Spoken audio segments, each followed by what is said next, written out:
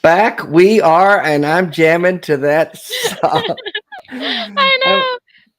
I hope everybody can't see that because I look so stupid and goofy. It's okay. Ethan can see it all, I'm sure. Oh, Yeah.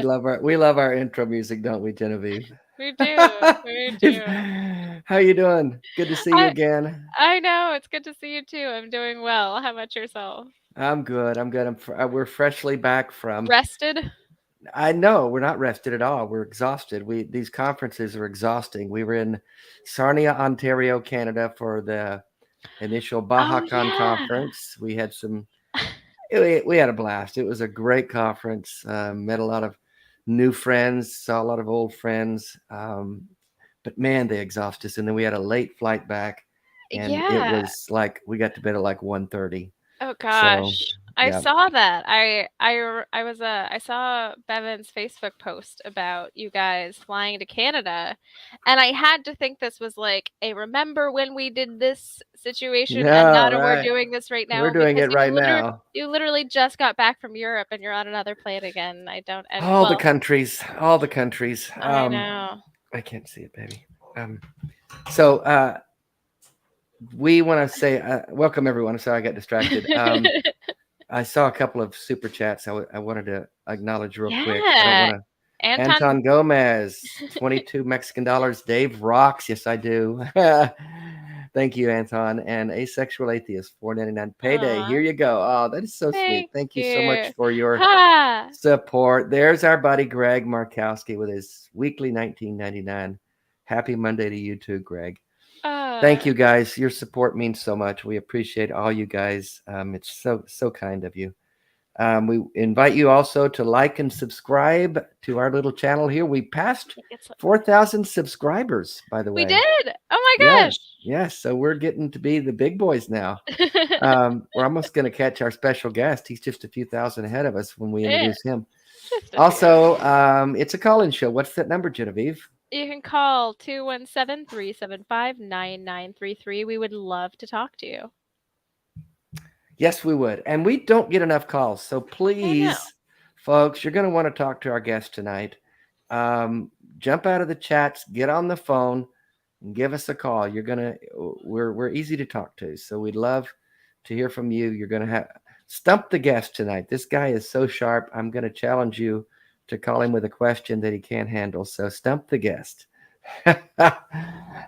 Speaking of questions, I've got the trivia question tonight from that book, my book, that right there, Genevieve, Childish Things, a Memoir, which all of you should have a copy of by now. And if you don't, look at that little cute kid on the cover. Cute. It's actually a picture of me and my mom about 1958. Mm-hmm. So what we do every week, if you're not familiar, you can win that GD Show coffee mug. We love giving those out because we love just promoting all of that. I owe you one. I know, Genevieve.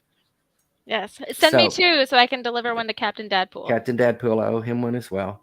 So this question, I think, is a deep dive that nobody's going to get. I'm really thinking that so this is we always do a trivia question from the book, and you have to have either read the book and remember it or have it handy and look it up. But this one's going to be a tough one. I really feel pretty confident that I'm going to get to keep all the coffee mugs this week. So here it is. In the book, when I'm going to visit my brother who's just lost his daughter in a car wreck, and I fly to Texas to be with them after that tragic accident. On the plane flight back, I mentioned that I'm reading a book what book am I reading on the plane flight? What's the title of the book and the author? And so if you, the first one, some disqualifiers.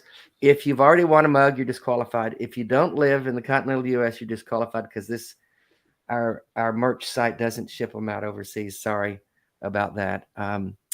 But other than that, you can win that. So the first one to get the answer correct in the chat will win the coffee mug. And then afterwards, you just email me your address and we will get that to you post haste. I usually get those out the following week.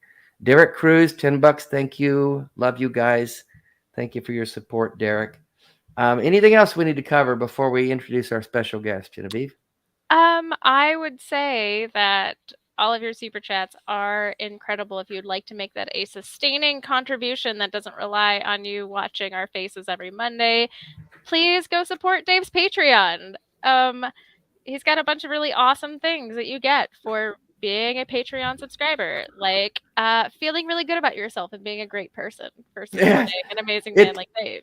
It does help us a great deal, you guys. Like this past trip to Canada, we don't get paid for that. They did cover our expenses, but we had some other expenses that they didn't. But speaking of that, Genevieve, nice segue, because Bevan reminded me, we will be posting a video of my talk from BajaCon, which the talk got really, really good response. A lot of people really did like it, and so I think you will too. So we will post that to our Patreon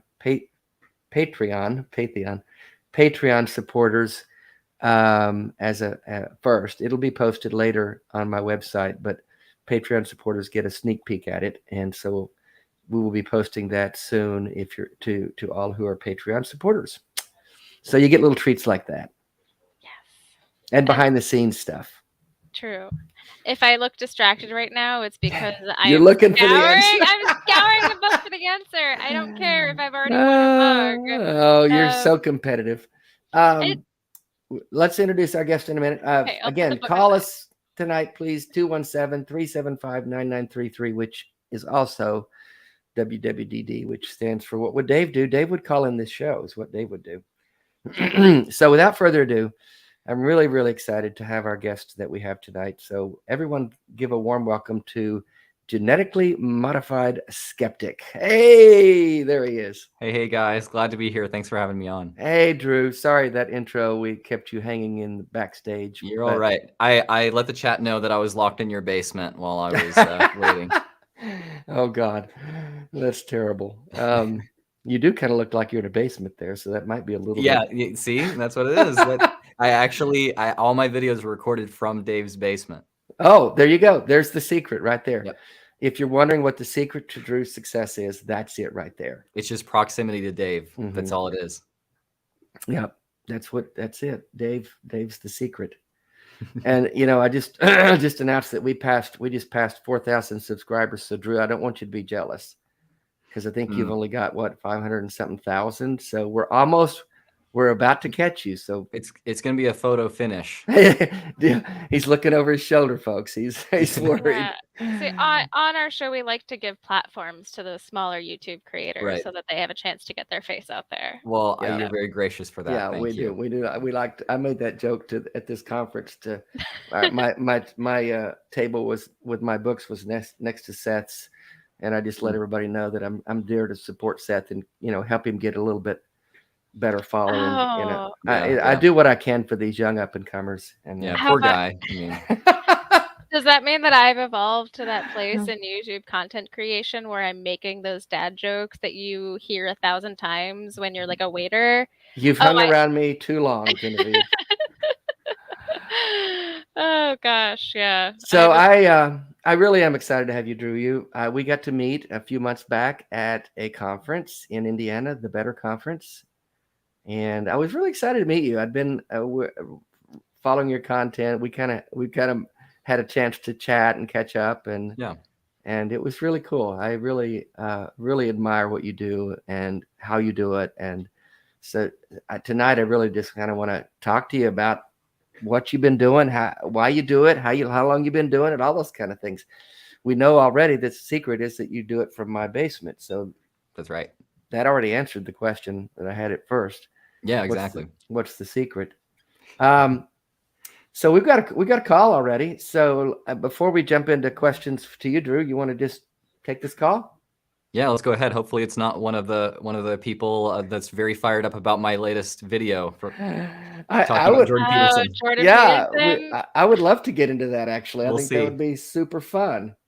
Are we ready for the call, Ethan? I think. Hang on, let me check the private chat. Sometimes I grab the call before they've been properly screened. Do you see it, Genevieve? Does it look good? He screams. No, Dave, they haven't been screened Okay. yet. See, that's what I thought. We got to give it. This is why I was thinking about actually sharing the link in my community tab, and then I was like, well, about half of my viewers are just hate watching my last videos right now. So speaking of that, the Jordan Peterson thing, let's just start there. I just watched that today. Yeah. And I just summarize what kind of response you've gotten from that, if you will. So my whole point was, I think interpreted or described charitably, Jordan Peterson's mission is to, oppose authoritarianism. And usually he's saying leftist authoritarianism, but, he's against all forms of authoritarianism. And so that he's very hyper individualistic. There's kind of some like libertarian stuff that gets thrown in there. But then he made a video about a little over a month ago, talking about why the church is beneficial to society, but maybe more importantly, why young men need to go to church. And part of that was him saying, let me address, I addressed this small part of that video where he said, to those young men who are skeptical of such things because they don't think that the church represents what they believe properly, the people that say that they don't represent what I believe, he just says, well, who cares what you believe? And the reason I decided to respond to this is because he hasn't just said that in that video. He's been saying that at public talks for just a little while now, saying, who cares what you believe? Go to church, listen to what they have to say, get in line, and devote yourself to this institution. It will help you, and it will help society. It will help the church. And if someone argues that there's some kind of pragmatic benefit to going to church, whether for society or the individual, whatever, that's one thing. And I didn't touch that in the video. What I talked about is what authoritarians often say is the ideas of the individual don't matter. You shouldn't be thinking critically. I am smart enough to have figured this out. Listen to me. Do what I say. Go to this place. Plug yourself into this institution and go along with it. It doesn't matter really what you believe, what you think. Right. And I mean, I'm not a fan of Jordan Peterson, and I do think that he said some things that have made me think, that's not really in line with the anti-authoritarianism bit so much. But this was a really sharp turn, I felt. Very much in contrast to his reputation. So I had to talk about that. Like his entire video, he's talking about, the left does this. And I think that he ramps it up a little bit. It's a little bit blown out of proportion, but I didn't really address that. He's just saying they do this and it's authoritarian, and they do this and it's authoritarian. And so I just showed clips of him talking and what he said about don't care what you think, just believe what I say and go to church, versus what he says, what the left says. And they're kind of the same exact thing. So it's like, if you are a Jordan Peterson fan and you accept the idea that what the left does, as he describes it, is authoritarian, then Jordan Peterson is also authoritarian. Right. And so, I had to point that out. And it's not that I'm saying he is an authoritarian. Some people, I think, have taken it that way. But this rhetoric is in support of authoritarianism, even if that's not like his point in the end. Yeah. I mean, so question.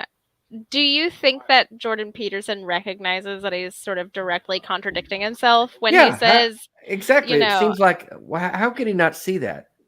Yeah. It is frustrating seeing him accuse, the woke leftist authoritarians of just wanting docile followers who don't think for themselves, and then also do what I say Right. because I don't care what you think, and you should just follow what I say and be a docile follower. I mean, do you think that he understands that that's what he's doing? I don't know. I mean, you know, again, trying to engage as charitably as I possibly can. Yeah, you were very Yeah, kind. you held it together so much better than I would. I have seen people point out things that he said, and like in a conversation with someone who's his ideological opposite, I've seen him occasionally say, okay, I see your point. I think I might have been wrong, or I'll think more about that. And like, I've seen him say that a few times. So that's good. So maybe he doesn't. And maybe if this was pointed out, he would get it. But I tend to think that, as I said in the video, this probably has more to do with group dynamics. I mean, he's a part of the Christian church now himself. This is a big part of his identity, especially since he recovered from like his addiction. And so I think that for him, defending the church, saying that the church is a good thing is like, it's just very deeply personal. And when we are talking about a value that has become sacred to us, or a community that has become sacred to us, we get a lot of blind spots. So I don't think that he would be doing anything that's out of the ordinary by being totally like just blind to the fact that he's doing that. He could completely in good faith just be like, yeah, this is a good thing, and really by any means necessary, whatever rhetoric I can use to propagate the church's mission is good. And he may just genuinely not see that. That's the interpretation I tend to take. But I mean, I know that as someone who like gets more exposure than I ever intended to get, and I think that that's definitely true for Jordan Peterson. I don't think that he ever intended to be one of the most famous political pundits of like the 21st century. He's engaging with a lot of voices, both for him and against him, and it probably gets really hectic, really overwhelming. My thing to Jordan Peterson, like my advice as someone who has a lot less experience than he does in this, granted, would be maybe don't make so much content. Maybe step away for a while and give yourself a break, because you are going to mess up even if your intentions are good. And I think that interpreted charitably, this is a really serious mistake that he's made. What's the gist of the pushback you've gotten from that video? You said you've gotten a lot of hate response or whatever. What's the problem? Because you pointed out his contradiction pretty clearly. I've had people really with Jordan Peterson, with anyone, you'll if you criticize them, you'll get people saying, no, you missed the point, and they'll give you like different interpretations of the problem. But with Jordan Peterson, that gets amped up so much. It's very much like you criticize a Bible verse, and then you get 20 people criticizing you for criticizing that. And all of them have a completely different criticism because they interpret the Bible verse completely differently. Right. And with Jordan Peterson, it's the same way. I mean, I've had people say that like, oh yeah, I mean, he's justified because you can prove that church attendance is beneficial, so it's okay that he uses that rhetoric. Or like, no, this was this very obscure metaphorical thing that he was saying. Or I mean, there's so many different responses to me, like counter criticisms to me, that I haven't really seen one specific narrative that people are sticking to. I see. He's just a polarizing figure. He just, you love him or hate him kind of thing. Yeah, and he speaks very vaguely with a lot of flowery and metaphorical language. Oh my God, I can't stand it. I can't. It's word salad to me. Someone in the comments said that he rules with an iron thesaurus. And I thought that was really funny. Yeah. That's a good comment. That's what it is. And I think that Jordan Peterson is an extremely talented communicator when it comes to capturing people's attention. I think that he's an extremely poor communicator when it comes to actually communicating his ideas clearly. Yeah. So I watch it. One comment, and then we'll move on to we got a call. But when I watch him, it's painful for me in a sense, because he feels like, and I don't mean this pejoratively, he seems like a very angry person, unsettled, not at peace with himself. And it's just my unprofessional observation. But it's, for me personally, he's a hard person to watch and listen to for that reason. Do you get that? Yeah, I think that his kind of, he doesn't, I think especially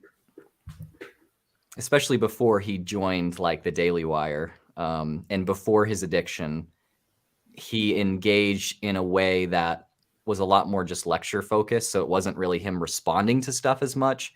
But I think that the kind of righteous anger resonates with young men for the same reason that righteous anger, like in atheist content, like in especially like my early content, resonates with young men. Mm-hmm. So, you know, this is the way that we engage with the world a lot of the time. It's not really conditioned out of us. And sometimes we have really good reasons to be angry.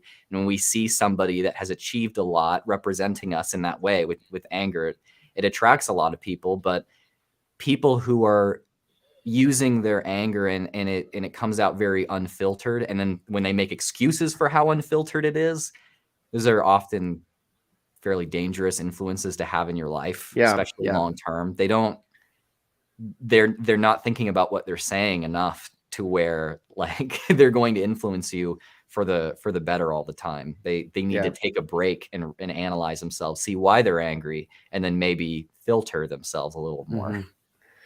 Well, we may not get that wish with him. He's already got such a huge following.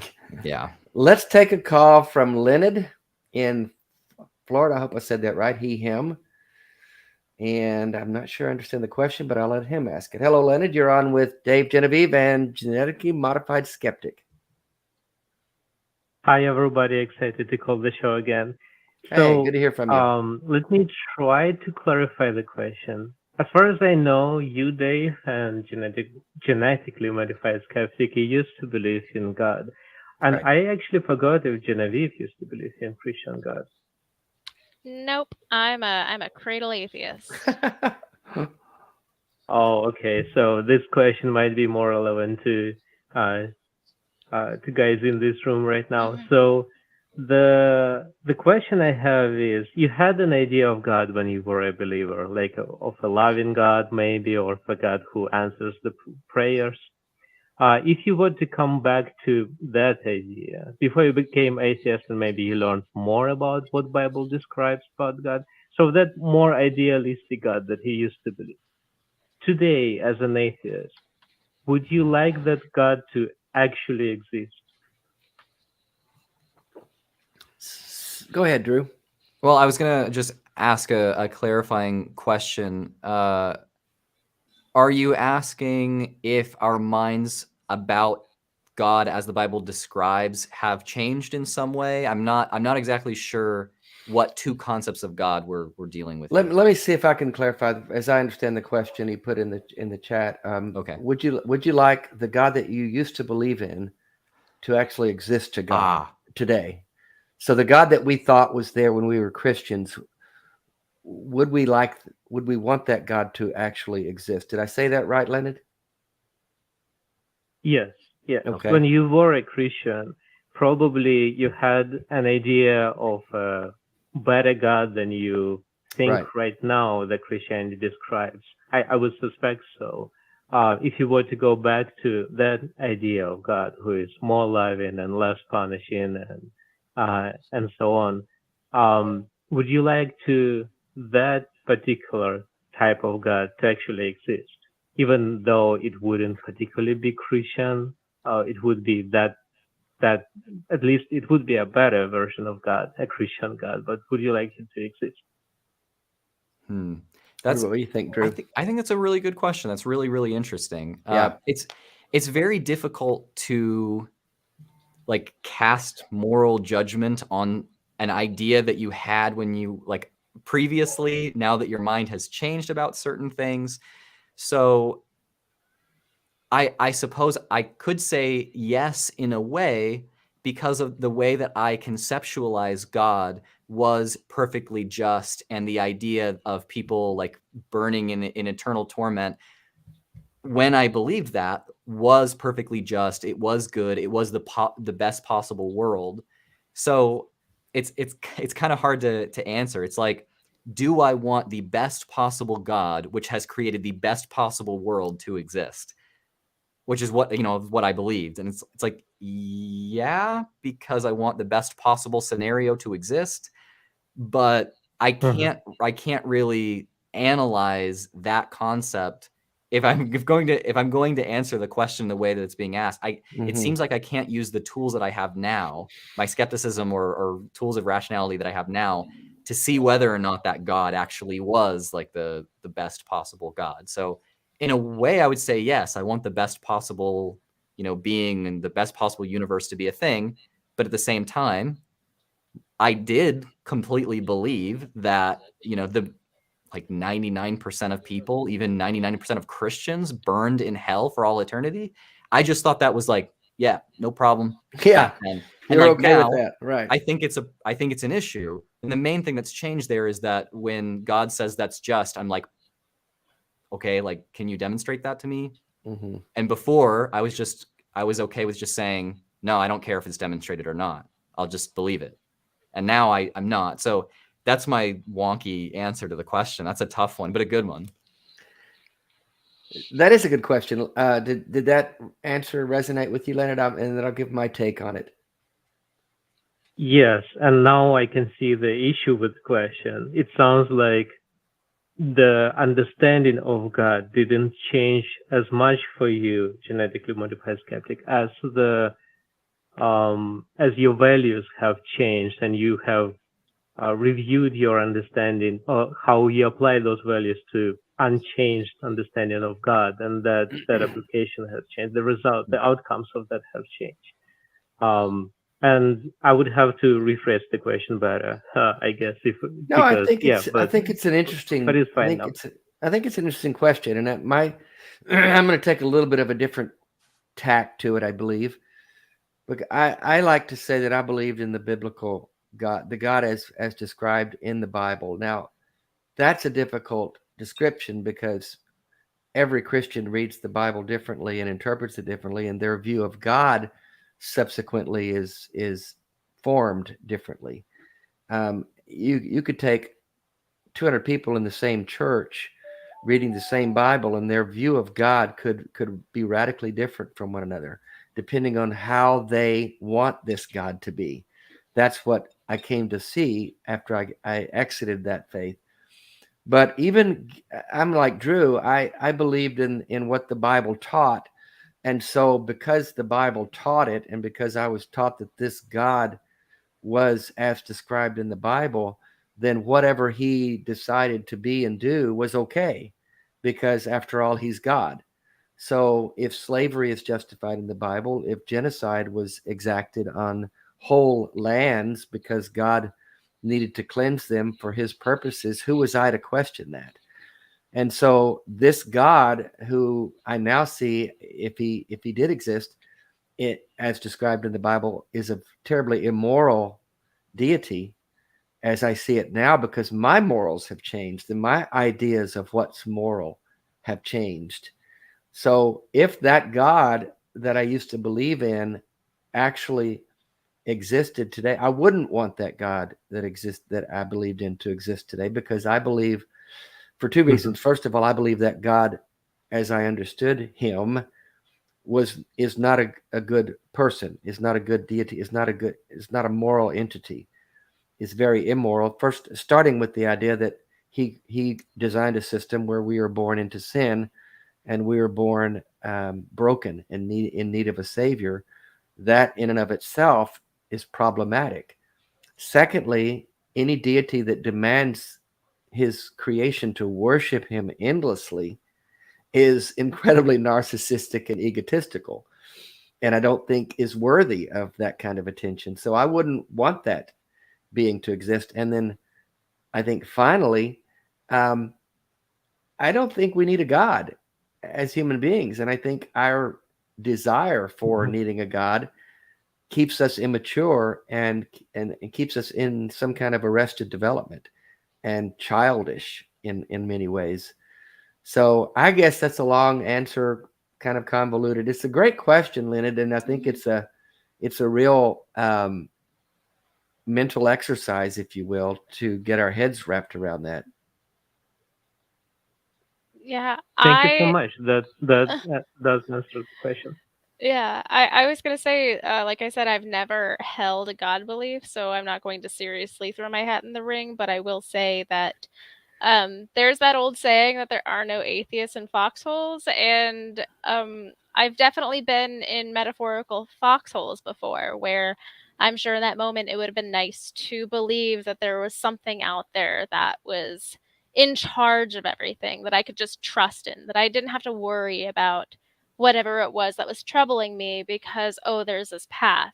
I bring that up just because that's something that I do see in a lot of my friends who are believers, is this intense comfort. But I think that Dave's exactly right, is that, there's that comfort, but at what cost? It prevents you from dealing with the challenges and the trials and tribulations that are thrown at you. And it also absolves you from thinking through a lot of these moral questions. Is something moral because God says that it is so?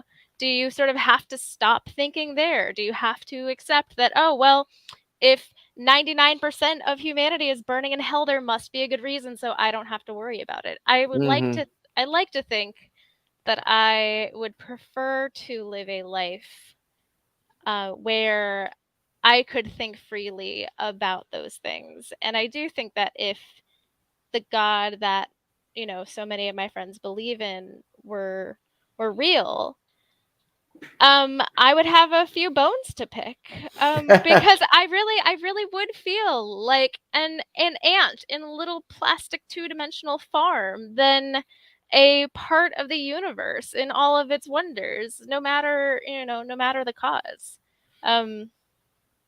So as difficult as life can be, and as much as it would be nice to think that you can just say some silent words and the creator of the universe is going to be watching down over you, I would have to pass.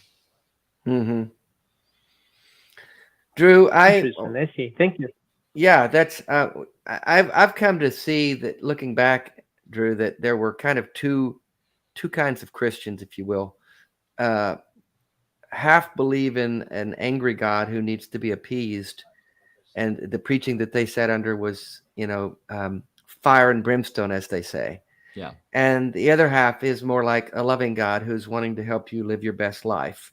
Yeah. You've seen those two sides too, right? Yeah. Yep. Those are, I mean, it's maybe it's very stereotypical, but that's like the dad version of God and the mom version of God. Yeah, exactly. The good cop, bad cop. I mean, it's like, I remember in my family, we used to joke that my dad is a very, very careful person. He's very like risk averse and very like even-handed.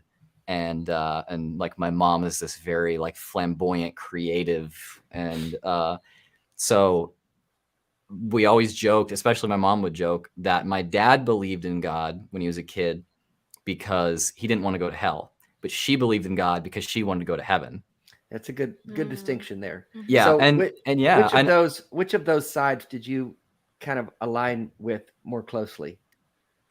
So I think that when I was younger, it probably, I mean, a part of the decision was hell, but when I was too young to really evangelize or really know about apologetics or think about it very much on my own, I would say it was more like, this is a loving God thing. Like, I want people to go to heaven. I didn't really think that much about like what happens if you're not a Christian, other than, your life will be kind of sucky. I didn't really think about the eternal consequences so much as the earthly consequences. But as I got older, and I ended up having not even a friend, but an acquaintance who was an agnostic, I started reading a lot of apologetics books because I wanted to like convert her, basically. And be careful. So that's when I was about 16 or so, 15 is when I started reading them, and 16 is when I actually got that chance to talk to her. But it was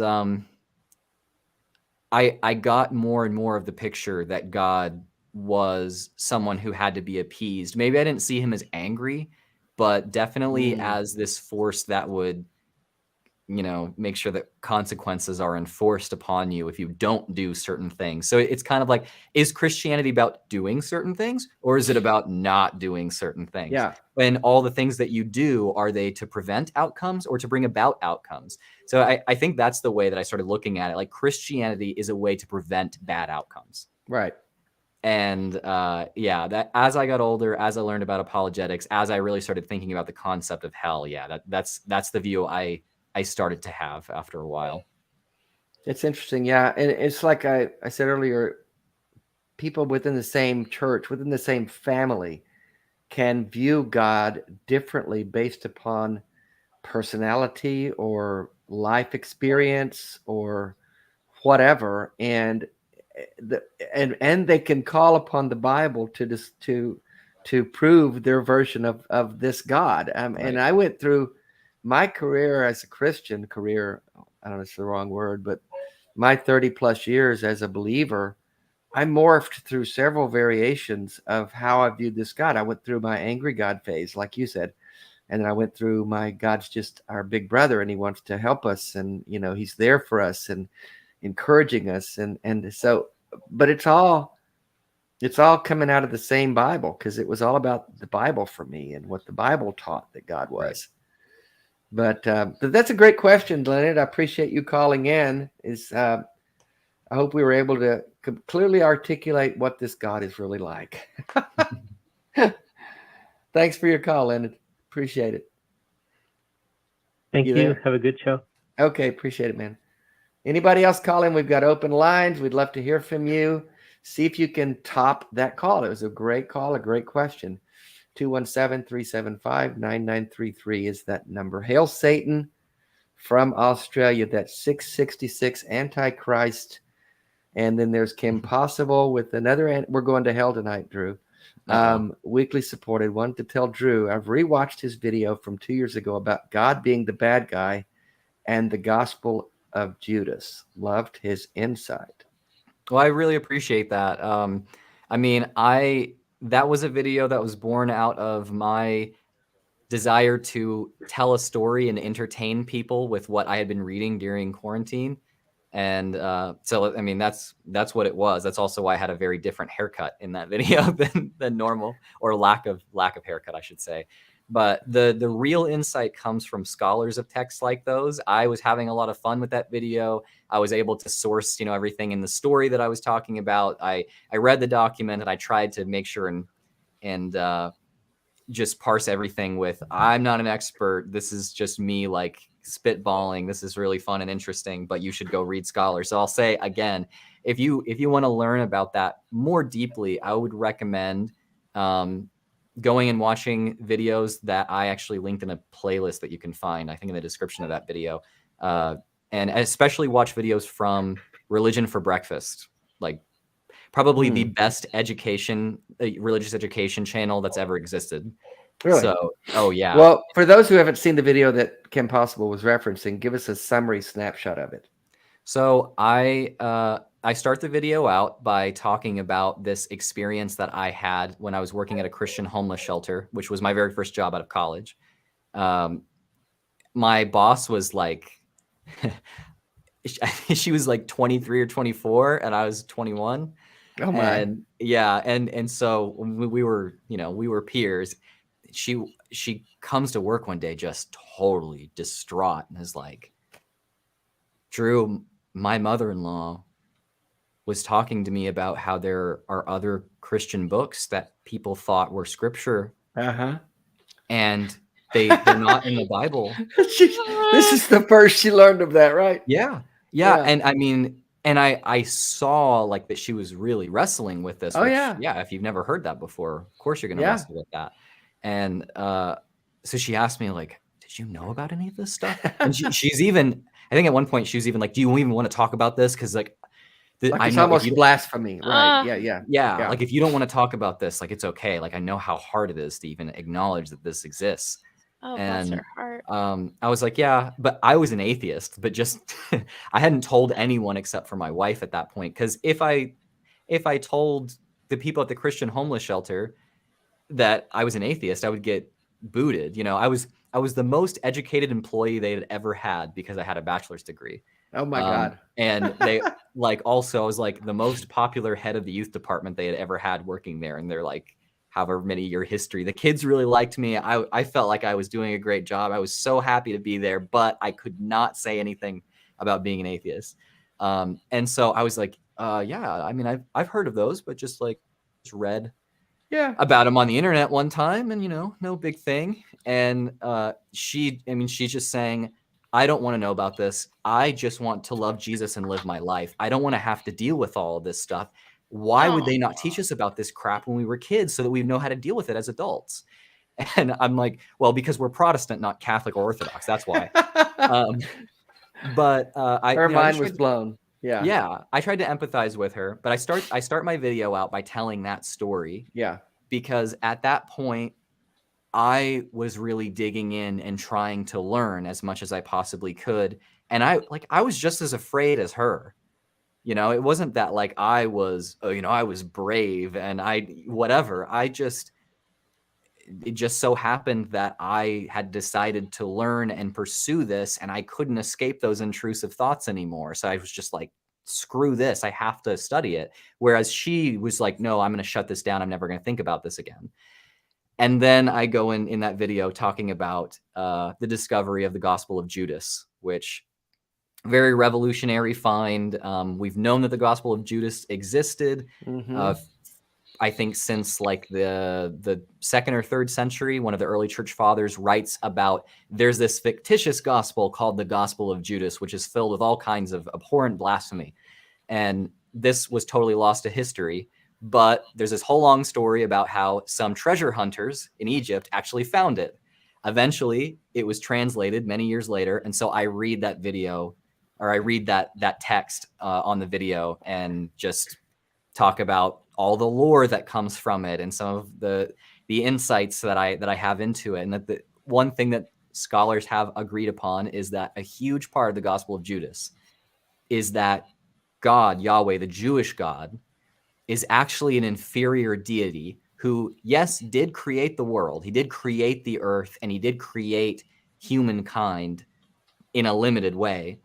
But he is basically, they had the problem of evil. This is all corrupt and there's so much pain. So he must have been just a dumbass. Yeah. And the real God, the holy, perfect God, sent Jesus to save us from this stupid, evil God. And like, that's kind of the narrative there. There's a lot more, but that's the basic narrative. And so I talk about that, and I think it's maybe my second most popular video ever. I think I saw that. Oh, If it had like a 2 million views or something outrageous. Yeah. That I'll have to go check that out. We've got a call and a couple of comments, a couple of questions in the comments that I want to get to. Hello, Marit. Great discussion. Thank you for your super chat. I appreciate your support. Jeff Mason, 1999. Thank you for that. We appreciate that. Anton Gomez from Mexico, $104 in Mexican. Thank you, bro. Let's take this question here if you want to, Drew. I do want to get to your story if we get a chance to, because I want to dig into that a little bit because I find it pretty fascinating. What are your guys' opinion about Jesus' teaching?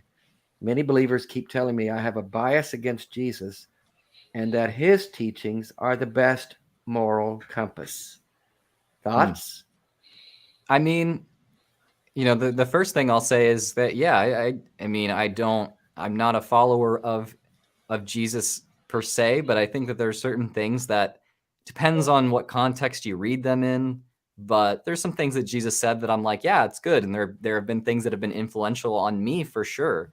My ideas about basic redistribution of wealth actually come from Jesus. Yeah. That's an idea that I was taught as a kid that I still stick with. And I realize I adopted that value originally because of the stories of Jesus. I didn't grow up to be a conservative Christian. We're all raised as, I guess, somewhat as socialist until we get old enough to vote. And then we aren't allowed to be that anymore. Yeah. So anyway, but yeah, I think there's good things there. The bias thing is very interesting. and I'm actually working on a video about this right now. I talk a lot about bias on my channel, and yeah, you're probably biased against Jesus if you don't follow, if you're not a Christian. You know, sure, you're almost definitely biased against Jesus in some way. I'm biased against Jesus in some way. Everybody here is biased against Jesus in some way. The thing is that the people that follow Jesus are biased toward him.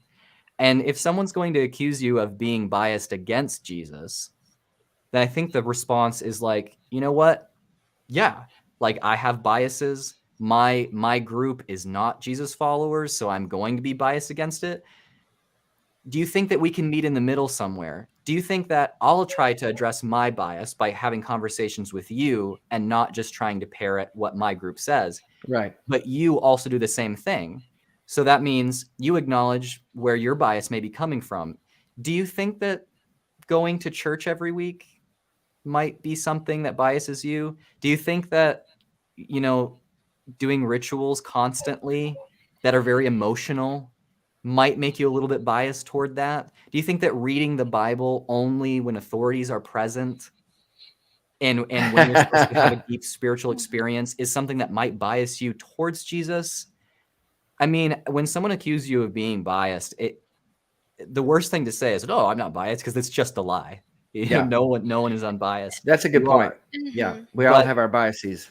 It's very gently point out that, you know, if they're going to church, if they're engaging in ritual, if the majority of their community, if their entire worldview is based on Jesus, maybe they have some bias in the other direction. So how can you work together to try to see through the bias? Maybe by working together and excluding each other's groups there might help you do that. And that's the way that I would go about it. Yeah, and I would think that the bias for Jesus would be a lot stronger than Anton's bias against, because and I guess the question really would be, do you love and follow Jesus's teachings and his word because he is the, you know, you think that he is your Lord and Savior and the literal Son of God, or do you think that he's the literal Son of God and your Lord and Savior because of the great things that he says? That's a good point. Yeah, that's a good point, Jen. I would say from my perspective, I've always said like, oh, he might be a great guy. I just don't think that he was the Son of God. I'm not in, you know, at least, you know, for me personally, I'm not in some race to, you know, cancel Jesus and call out what a bad person he is. I don't feel like I have much of a bias against him except for against the idea that he is a spiritual deity that should be venerated. Yeah. So my take on that question is a little about the same, but a little different. First of all, you have to factor in what we know about what Jesus's teachings were, because we have to rely upon some pretty biased scriptures, if we're honest, and what these guys were saying about Jesus, because no one actually took any fucking notes. Let's just be real about that. No one was at the Sermon on the Mount writing down notes or had a recorder that they could transcribe later. So damn illiteracy. I know, right? It was unfortunate that God decided to send Jesus in a very illiterate time in history, but he did. So we have to rely on people's memories from 40 and 50 years ago and what they were trying to present about Jesus, first of all. Secondly, a lot of the Jesus's teachings, per se, were pretty common, do unto other kind of things that were not unique to him and not revolutionary ideas, if we're being honest. And then thirdly, I have a problem because a lot of what he said was fairly narcissistic in a sense of leave your family, leave your wife, leave everything, leave your job, leave your nets and follow me. Who does that? You know, who is okay with saying, leave your whole life behind and come follow me? Yeah, I've got a problem with that. It does kind of remind me of the Great Disappointment in I believe it was the late 19th century, of the preacher who told everybody the apocalypse is coming, like sell all your belongings, like it's happening, and then it didn't happen, and they're all kind of, you know, left without a pot to shit in because they sold all their stuff. Right. And I guess in that sense, it's fortunate that he died young, so he didn't have to go through that embarrassment of being being wrong about all of that. Yeah. So I guess I have a bias against Jesus' teaching if we're referring back to Anton's comment, in the fact that that whole teaching about if you love your family more than me, you're not worthy of me. I've experienced that kind of rejection personally, because I have family members who bought into that literally, that they're to love Jesus more than their own family. And that's a problem for me. So I'm not a big fan when people tell me I'm not religious, I just love Jesus. I go, well, he wasn't that cool of a cat, if we're being honest. Yeah. I feel like he gets a bit too much credit, even within secular circles. Yeah. You know, the classic saying of oh yeah, I love Jesus, I just hate his fan club. Right. That's a very overused trope. But I do think that when you read at least what we know of Jesus's teachings, or at least the biased sources that were written decades after his demise, he wasn't always the coolest guy. Nope. So let's take another call. What do you say, guys? Ryan Heister, I hope I said that right. Him from New York. Drew's Stand to Reason video pushback was large. Does he stand by his comments? Ooh. Ryan, are you there? Yes. Yes, I am. Okay, go ahead and ask your question. What would you like? So, Drew, in your Stand to Reason video with Greg Koukl, you said that the problem of evil was an internal critique of Christianity. You got a lot of pushback for that, including from Koukl himself when he responded to your video. Do you still stand by that comment, or would you do it differently?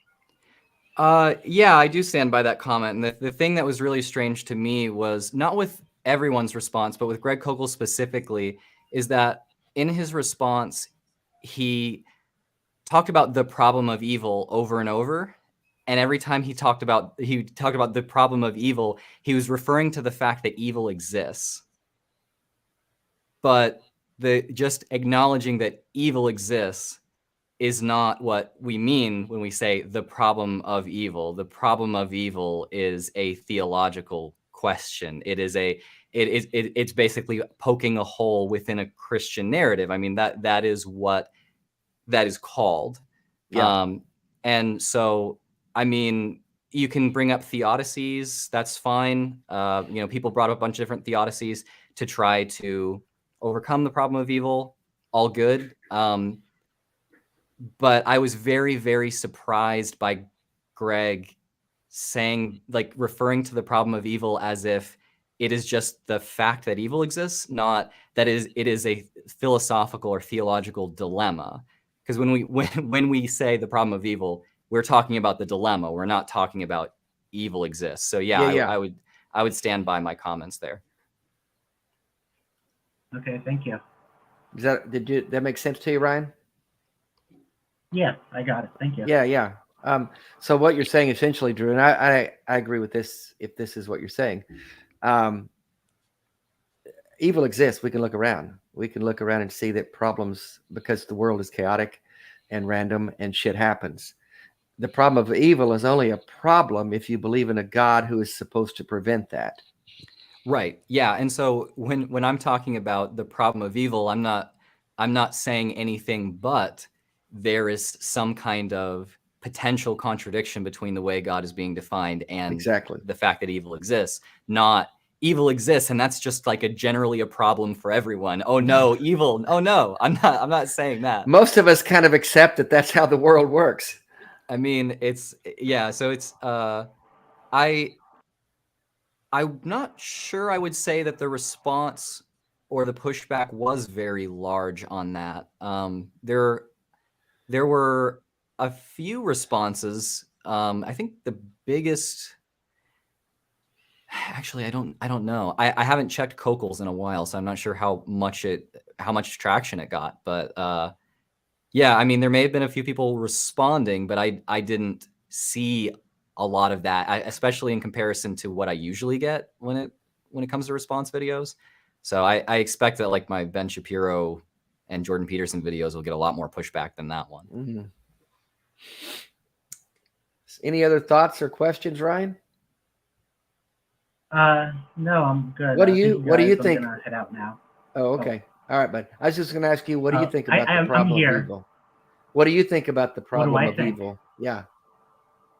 I definitely agree with Drew that it's something that you have to be a Christian, or it only has to be a problem if your religion makes it a problem, I guess I would say. Yeah. Yeah, you have to believe in the kind of God who is, as I did, would prevent that. If you were a praying, Bible believing Christian and you believed in a God who was omnibenevolent and omnipresent and omnipotent and would help prevent calamities from happening and natural disasters and the kind of God who was interfering in the lives of mankind for good or worse, for good or evil. If you don't believe in that kind of God, then the fact of evil in the world is not a problem. Yeah. Yeah, it's a little interesting because I think that one thing that Kokol did there was really just define God as Christian in every possible way, and in his response, anytime I was like, well, I mean, do we have to define that God that way? Is God always defined that way? I mean, his response was basically, I mean, yeah, usually it is here where I live in Christian culture. It's like, okay, yeah. I mean, yeah, maybe in your neighborhood it's like defined that way by most of your peers, but I mean, I have a good friend, Ocean Keltoy, who's a polytheist YouTuber, and the problem of evil is not, it is not a problem. The existence of evil is not a problem for his pantheon. He does not assert that his pantheon is omnipotent or even necessarily all good either. So I mean, yeah, like Dave is saying, it's really it's a problem with God generally. I mean, only because God is generally defined as the Abrahamic God. I mean, the problem of evil is not just a Christian problem; it's also a problem for Muslims too, depending on how they define it, and for Jews potentially too, depending on how they define it. So he says, in Greg Kokol says in that video that I responded to, that the most common objection to the existence of God is the problem of evil, and I agree with him, but that's not because it is it's something that opposes God existing at all. It's some kind of problem with God existing at all. It is a problem with the most popular conception of God, and that just happens to be like the Christian or it's a response to the claim of a certain kind of God and his interactions with us. Well, thank you, Ryan. That's a good question. Appreciate the call. Yep, thank you, and I love the channel, Drew. See you guys. Thank you. Bye-bye. Zap Brannigan, another Antichrist. I messed up the call. Hang on. Okay. GMS, thanks for showing holes Shapiro's ideas. I was surprised by your replies with your doppelganger. Do you really not want to convert theists?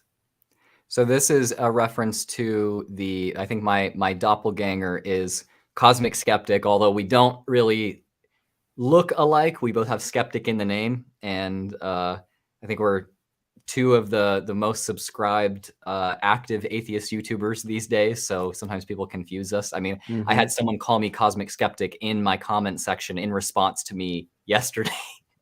Oh no. It happens a lot, but yeah, I mean, it can be a little bit difficult. I'll say, as a primary goal, no. I don't want to like deconvert theists. That's not really my that's not really my mission.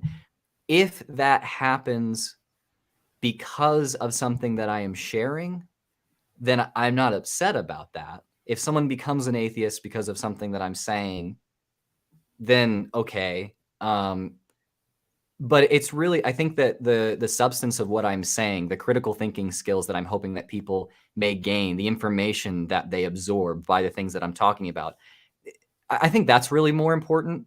Yeah.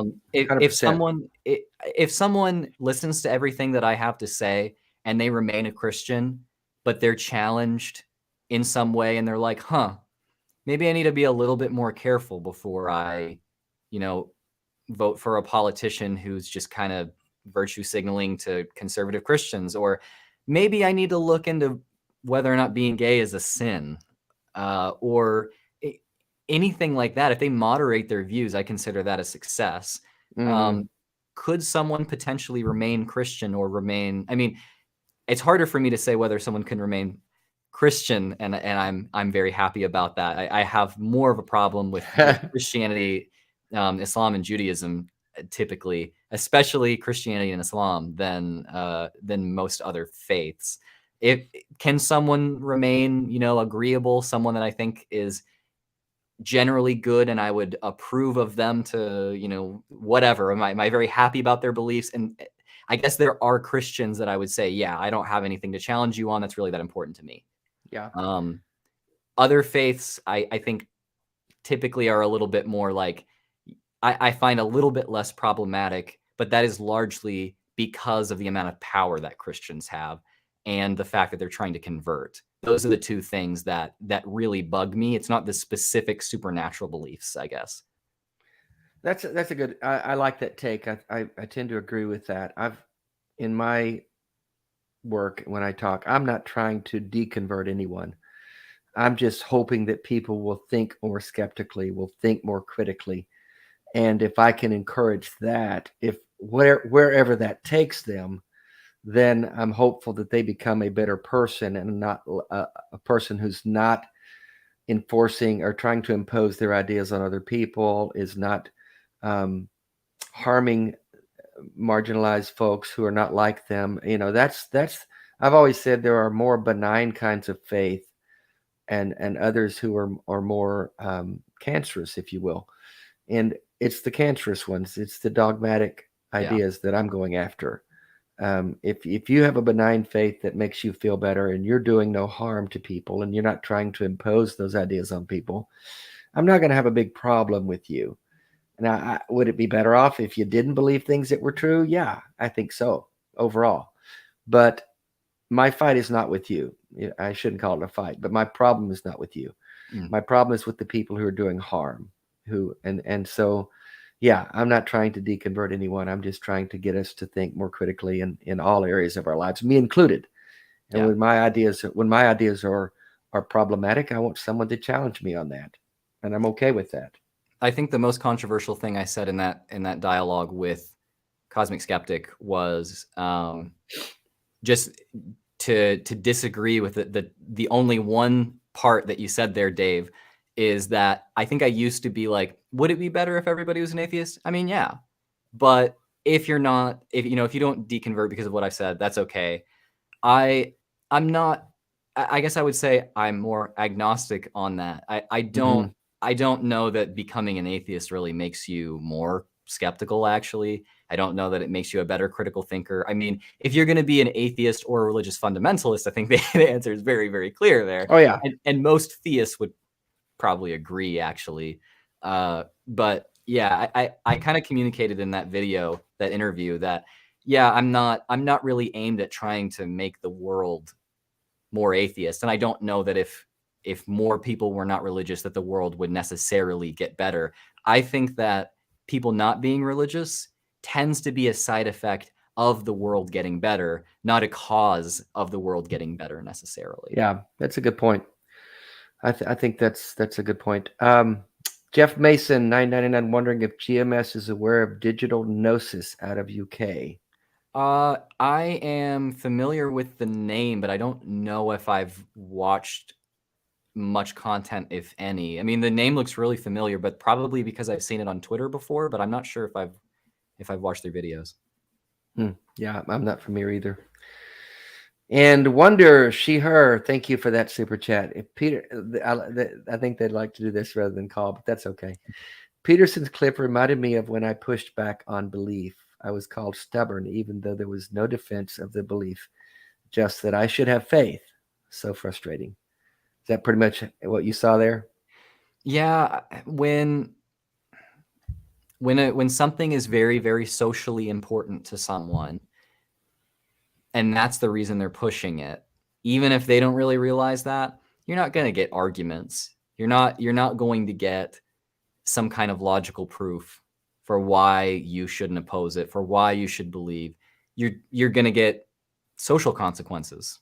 This is a social thing after all. So you're going to have some kind of hate thrown your way, or you're going to be called names, because effectively you are calling me names by saying that this isn't real, because this is very important to me. Right. And so it's kind of an eye for an eye in a kind of subconscious way, I think, for a lot of people. For those who maybe are a little bit more mature, they will try to give you some arguments. And for those who are very mature, they'll actually acknowledge that they don't believe because of those arguments, and might say, well, I could give you some arguments, but they might not convince you. Just come to church and see if you want to be there. And if you don't, well, I don't really have anything else for you. Yeah, it's good. Yeah, I think that really, really used to hurt me a lot, when people would just say, oh, they'd berate me, just say that my character has not earned more respect, and that I'm just a bad person for not doing this.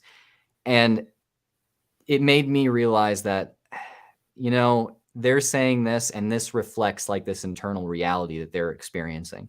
It's very, very frightening for them to hear me, someone I guess they respect enough to have an opinion about, not agree with them on this, or not go along with what they're doing or what they're saying. So it really says more about them than it says about you. The most painful part of that is sometimes when people won't stop doing that, you can't really have a relationship with them anymore if that just consumes them when you're around. But at least you can realize that, this is not you. You're not doing something that elicits that reaction. It's really like this person feels rejected because it's so important to them, not because you actually rejected them. Yeah. If you reject their ideas, then in essence, in their mind, you're rejecting them because it is that personally connected. And it's unfortunate because you really can't, respond to that in a way that they can accept. It's just how it is with them. Sometimes you can be the bigger person and it works out, but sometimes you're the bigger person and it doesn't, and you just have to be like, this is a waste of my time. Yeah, and you just have to be okay with moving on. Let's take a call from Stephanie in Maine. She, her. Hello, Stephanie. Are you there? Oh, hi. I'm here. Are you there? I'm here. You're on with Dave and Drew. It looks like I think Genevieve's having some internet issues. Hopefully she can rejoin us. But what can we do for you? Well, I'm interested. We met in Fort Wayne, and I just want to say hi again. That was all kinds of fun. Yes, it was. I remember. We both met in Fort Wayne. It was really kind of cool. But I'm interested in first hearing your preacher's voice. I really love to hear you do your. Here's the deal. I've actually been asked, and the reason I'm asking is because I grew up as a kid having to listen to my dad prepare sermons over time and time again, and we had an interesting back and forth over the course of my life. Being the trans daughter of and granddaughter and sister-in-law of Methodist ministers, and I've had an interesting struggle with the church and an interesting family negotiation, shall we say, over issues like that. So I wonder how it is to be a preacher and leave your flock. What that struggle for you was like. Yeah. Just leaving that faith community in a way that made sense to you. Yeah, first of all, I never had a preacher voice. I didn't affect a different cadence or anything. I just talked. if you heard my talk in Fort Wayne, and that would pretty much be how I talked when I gave a sermon. It wasn't any different, except I was usually expounding on scriptures, and I would read a passage of scripture and extrapolate from that and try to get a life lesson from it. That I just talked. I was just very, I would say, genuine and authentic, and not trying to put on some show. So I don't have a preacher voice. This is it. I got nothing else for you. But leaving the flock, Good one. yeah. Leaving the flock, I actually just heard from a former church member this past week wanting to get a copy of my book, and I know that his wife is very fundamentalist and very conservative. And I said, "Well, how's she going to feel about that?" And he said, "I've already told her I'm going to read it." It's always interesting to me to hear from former church members. Some of them push back and criticize the changes I've made, and others are kind of following along that path, and they've found my content and have it's made a difference in some way to them. I don't know that I don't have any regret for leaving my flock. One reason is I was actually fired from my last church gig, and then I was still a Christian for a couple of years after that. But I began my deconstruction process shortly after that, and so I didn't really leave a flock. I was kind of pushed away from my flock, if you will, and I did feel a responsibility toward them during that time, but there was nothing I could do about it. But as I began to deconvert and deconstruct and change my ideas about Christianity, I didn't really feel an obligation to make that okay with my flock, so to speak. I figured they were grown-up people that could make their own decisions about God and what they thought about him. I didn't go after them to try to, as we were talking about earlier, I didn't go after them to try to deconvert them. I just told my story, and I wrote a letter to some of my closer friends among people that would be my flock. But GMS says, "Damn, I need to read Dave's book." Yes, you do. That's I mean, it's all in there, and hell. Yeah. But I did feel an obligation to let my closest friends and family members know that I'd made this change. But I didn't feel an obligation to change them. I felt I didn't want to make an effort to do that. I felt like everybody's on their own journey, and they have to find their own way. And I think that's kind of what you were alluding to, Drew. Yeah, I really, really like the way that you phrased that. I felt an obligation to let them know I had changed, but I didn't feel an obligation to try to change them. Yeah. I think that's really good. I like that. Yeah, I didn't want people to think of me in a way that wasn't accurate and true. Right. And I didn't want them to think, "Oh, Dave's just quit going to church, but he still believes like all of us." And, I felt like that would be phony of me. And I couldn't do that. Yeah. But that answer your question, Stephanie? It sure did. It sure did, and I appreciate I appreciate that, because I think that's, I think that all of us try to be as authentic as we possibly can be, and I think that's admirable. I think it's, we all approach life from different angles, and getting people to understand that people are just people exactly is almost good enough.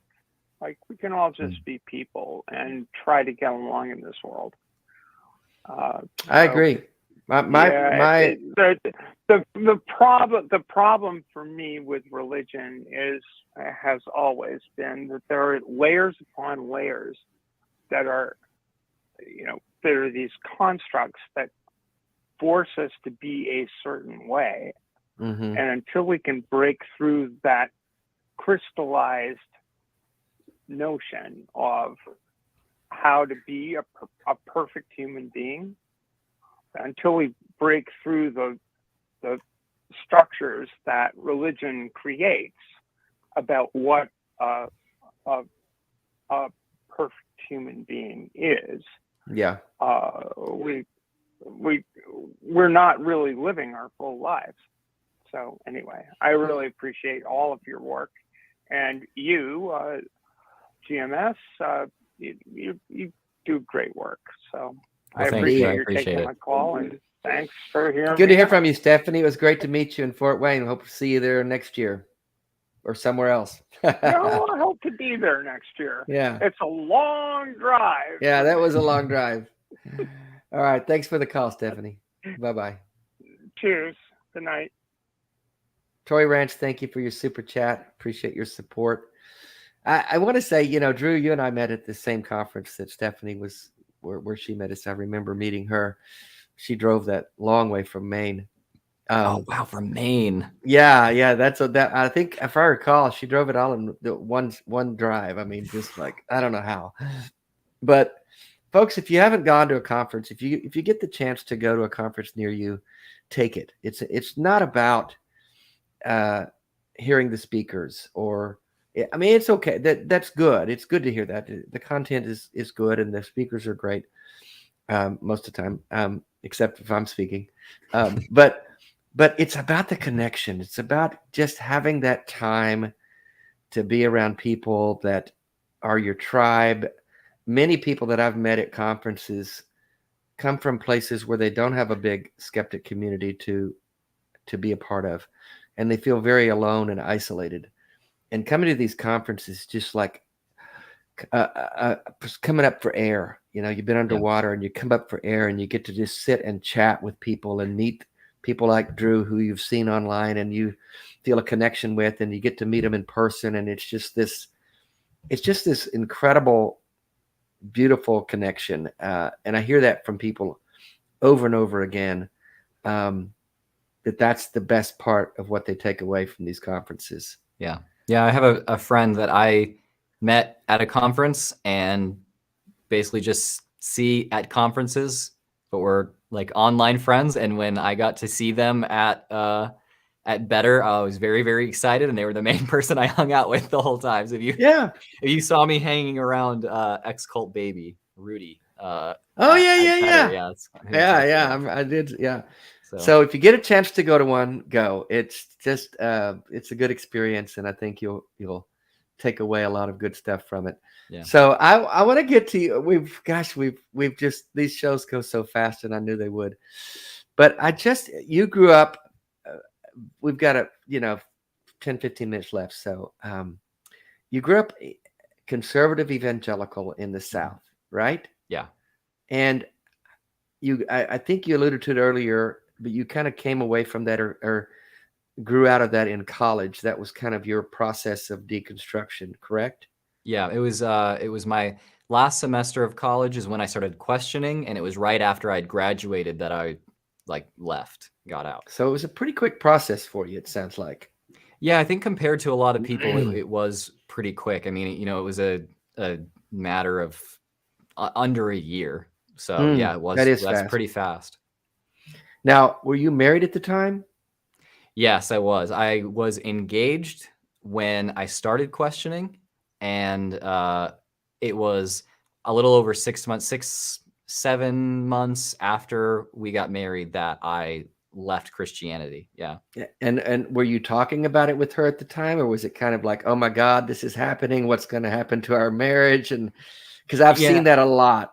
Yeah. So after I had been questioning and I realized that the questions were getting serious, right? And this was after several months already. Then I let her know that I had some questions. But then when I was like, I fully left and was like, I just don't think I can call myself a Christian anymore. I let her know that. And yeah, this is the course of events I thought was most likely. I thought, okay, so I leave. I'm not a Christian anymore. So what that means is I lose my church community. So I don't have that support system to fall back on, which is like, I mean, if you grow up in the church, that is your safety net. You can fall back on. Absolutely. I mean, it's like if you lose your job, you're like, oh, well, I mean, at least the people at the church might help me out a little bit. Right. So I lost that. And then I would lose my marriage. is what I would thought, which It's I care just way started. more about. Yeah. And that has just started. And then I'm going to be seen as just like this ridiculous failure by everyone. That's like all of my friends. So I'll lose all of my friends, my wife, who will obviously like leave me because I'm not a good spiritual leader and Christian man. They'll all be on like her side. And it's like, I don't want her to not have support. So I'm not going to like fight for my friends either. And then like my family, my immediate family would definitely be on her side. So I lose all these support networks. And then were you terrified? Oh yeah, I mean, I was very close to suicide because it was so terrifying. And then I was working at a Christian homeless shelter. Right. So I thought that I was going to lose my marriage, my job, my church community, my family, and my friends all within like a week. Was there ever a point where you thought, okay, I just need to stop questioning, stop reading, just stop and just buckle down and stick your head in the sand and move on? Oh yeah. Yeah, I definitely got to that point at one point. And I tried. I am a very curious person. When I see some kind of thing that seems very challenging to me, I have always really, really had a hard time keeping it out of my head, actually. Yeah. I mean, when I was growing up as a creationist, if I went to the museum and just saw something that, you know, scientists were saying was however many millions of years old, I had to go read and see, you know, how can I respond to that? What do I do? And it would bug me. It'd keep me awake at night as like an 11-year-old, you know? And so when you're dealing with very deep existential questions that have serious impacts on your life, and then you're like, I don't want to think about it anymore. But you have that tendency, like I couldn't keep them at bay. It was just not possible anymore. Do you think they're, I don't know the answer to this, but I've seen people that grew up in the same family, that are in the same environment, that have the same social circles, church circles. One starts questioning and one doesn't. Do you think we're wired that way? What makes the difference? I mean, that's classic nature versus nurture debate, which is when you get a psychology degree, like a 4-year degree, like I did, it's basically 4 years of arguing about that. Yeah.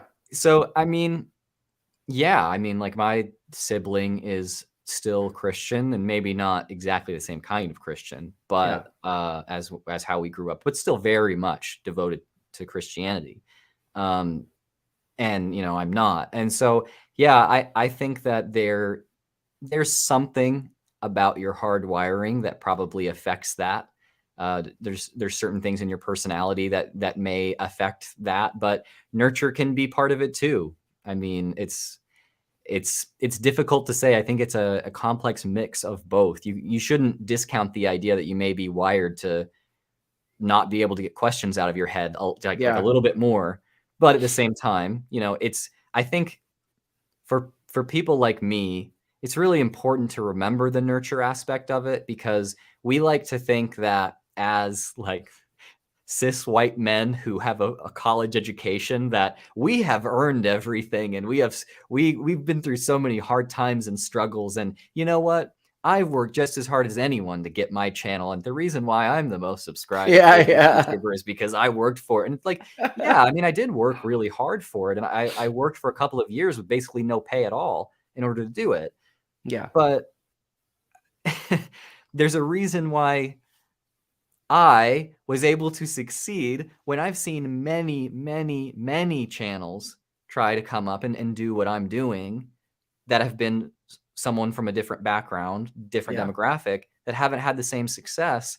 And it's like level of education, it's the way that you're perceived. I mean, being like a cis white man is the best thing that you can be for a YouTube audience, because most YouTube audience is actually cis white men. Yeah. Or at least cis men, I should say. Yeah. So yeah, I mean, I won't like talk myself up by being like, oh, it's just, I have a very skeptical, rational brain.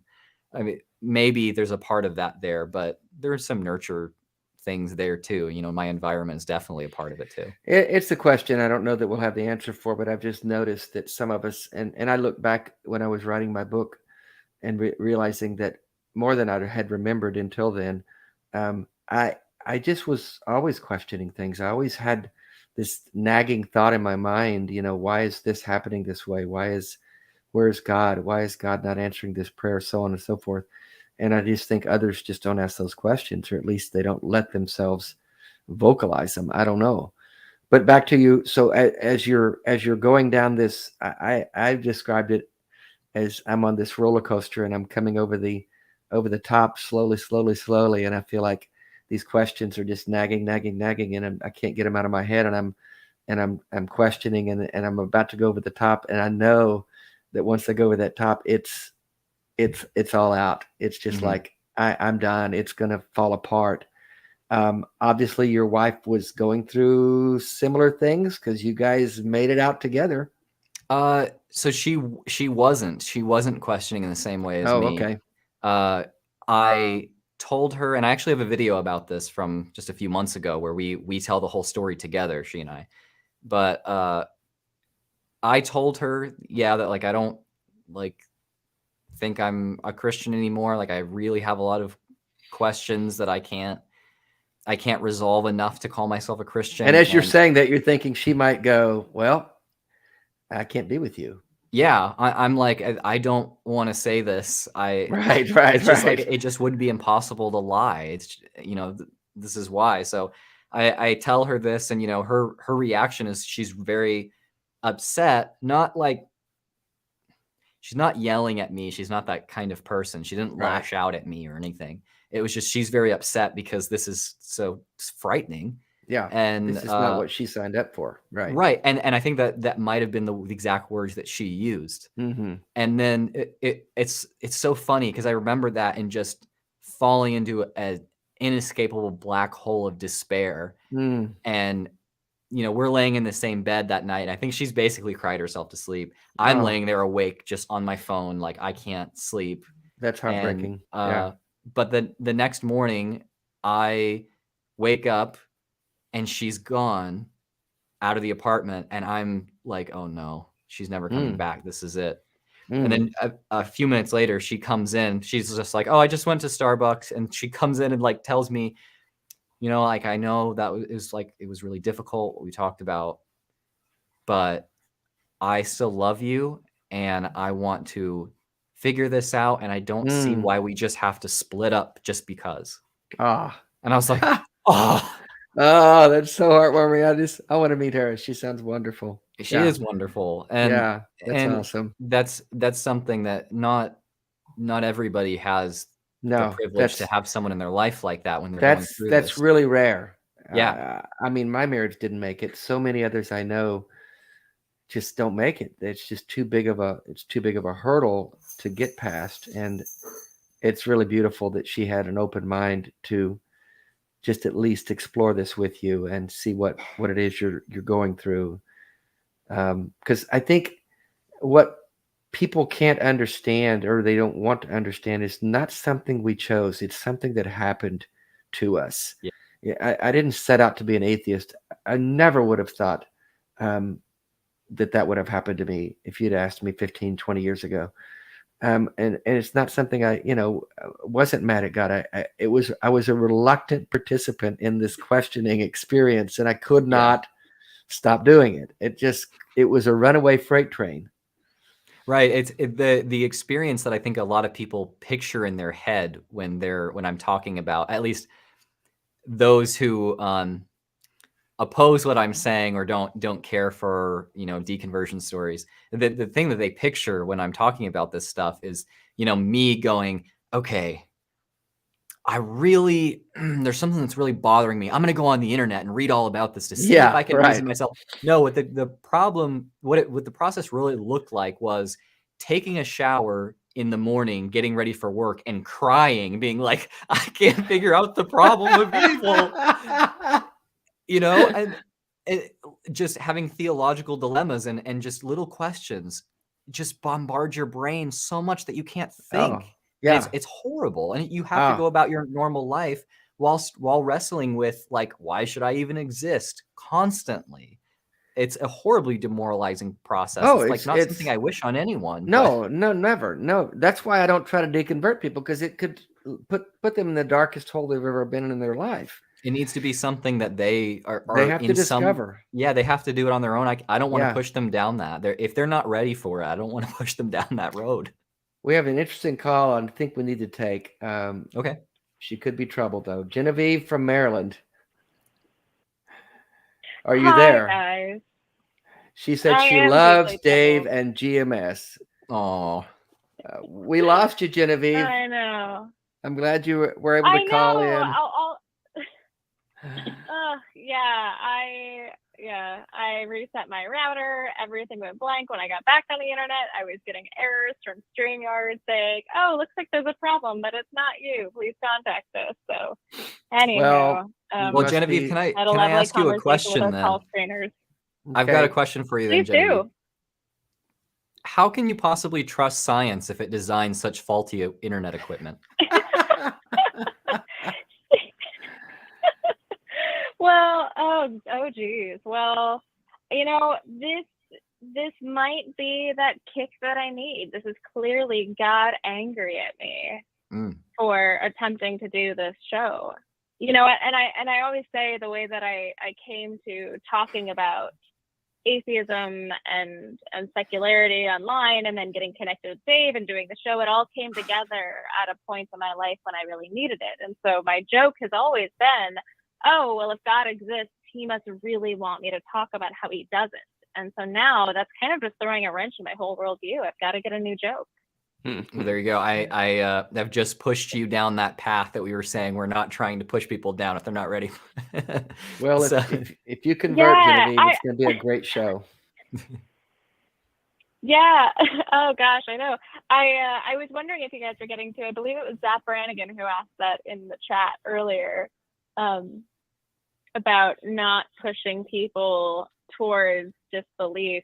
And I did, when I saw that, I did have a thought in the back of my mind, which was that I think back to learning how to talk to Christians, and how Anthony Magnabosco's channel, specifically just about street epistemology in general, was so influential in the way that I addressed these things. And one of the hard and fast rules is that you shouldn't engage with people who are going through clear signs of trauma at a difficult time, where their belief might be the only thing holding them together.